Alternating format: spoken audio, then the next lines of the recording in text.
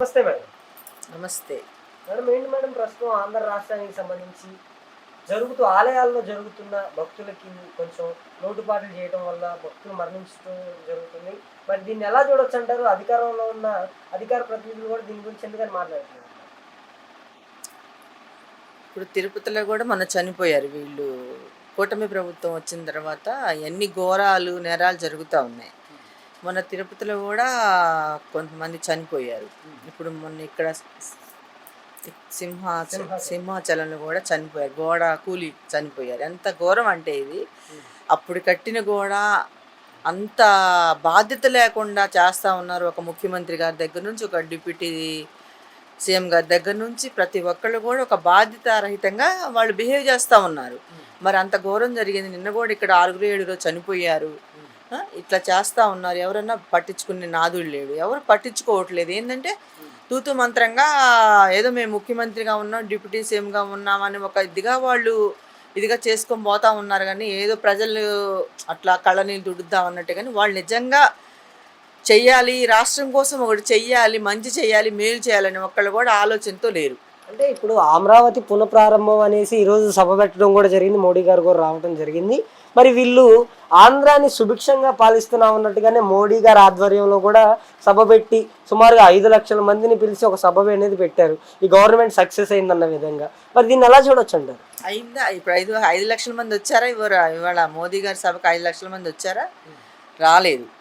ఇప్పుడు వాళ్ళు ఎంత లేనిపోయినవన్నీ వాళ్ళు చెప్పుకొని చూపించాలని ప్రయత్నం చేసినా కానీ అది వాస్తవాలు కాదు కదా. వాళ్ళు చెప్పినవన్నీ కూడా వాళ్ళు ఏంటంటే ఆయన్ని ఏ విధంగా అన్నా కానీ మామూలుగా ఆయన్ని ఇచ్చేసి ఏ విధంగా కానీ డబ్బు తీసుకొని ఆ డబ్బులు పవన్ కళ్యాణ్ గారు, చంద్రబాబు నాయుడు పంచుకునే విధానంగా ఉంది. కానీ అది నిజంగా వాళ్ళు చెప్పిన మాటలన్నీ ఒకటన్నా ఇది ఉందా?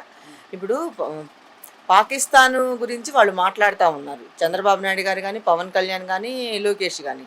సరే, మేము కూడా దానికి బాధపడతా ఉన్నాం. జరిగింది ఏంటంటే మన భారతదేశ పౌరుల్ని అలా చేయడం అనేది అందరం చాలా బాధాకరమైన విషయం. మోదీ గారు కూడా బాధపడతా ఉన్నారు అన్న విషయం మన అందరం కూడా తెలిసిందే. మరి ఇక్కడ జరిగే దాడులు పాకిస్తాన్ కన్నా ఎక్కువ దాడులు జరుగుతూ ఉన్నాయి. దాని మీద ఎవరు స్పందించలేదు. వాళ్ళు పవన్ కళ్యాణ్ గారు కానీ ఎవరు మరి రెడ్ బుక్ అని చేస్తూ ఉన్నారు. లోకేష్ గారు, చంద్రబాబు నాయుడు గారు కానీ మాట్లాడలేదు. లోకేష్ గారు ఈ పవన్ కళ్యాణ్ గారు మాట్లాడలేదు. పాకిస్తాన్ గురించి వాళ్ళ ఉగ్రదాడులు మన రాష్ట్రంలో జరిగే అన్యాయాలు, ఈ దాడుల గురించి ఎవరు స్పందించలేదని నేను మీ ద్వారా వాళ్ళని అడుగుతూ ఉన్నాను.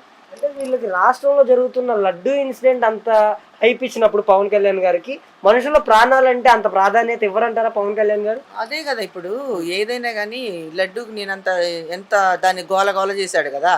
అట్లా ఇట్లా అని చెప్పి నేను అని సనాతన ధర్మం పాటిస్తానని చెప్పి ఏమేమో సినిమా డైలాగులు కొట్టారు కదా.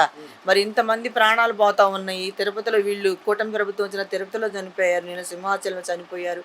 పల్నాడంతా కూడా ఎట్లా వాళ్ళందరినీ కూడా ఒక కార్యకర్త అయింది. ఎవరినైనా కానీ ఎట్లా దాడులు చేసి చంపుతా ఉన్నారు. మరి వీటన్నిటికీ ఎందుకు పవన్ కళ్యాణ్ గారు స్పందించలేదని నేను అడుగుతా ఉన్నా మీ ద్వారా.